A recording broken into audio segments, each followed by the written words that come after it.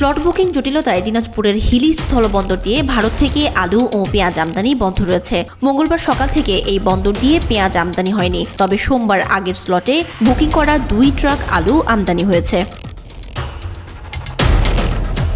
হিলি স্থলবন্দর বাজারের ব্যবসায়ী মোহাম্মদ আরিফুল ইসলাম জানান, হিলি স্থলবন্দর দিয়ে হঠাৎ করে আলু ও পেঁয়াজ আমদানি বন্ধ হওয়ায় দাম বৃদ্ধি পেয়েছে। প্রতি কেজি ভারতীয় আলু বিক্রি হয়েছে 65 থেকে 70 টাকা দরে, তবে আগের ভারতীয় পেঁয়াজ 70 থেকে 75 টাকা বিক্রি করলেও মঙ্গলবার বন্দরের গোডাউনে পেঁয়াজ প্রতি কেজি 80 টাকা চাইছেন আমদানিকারকরা।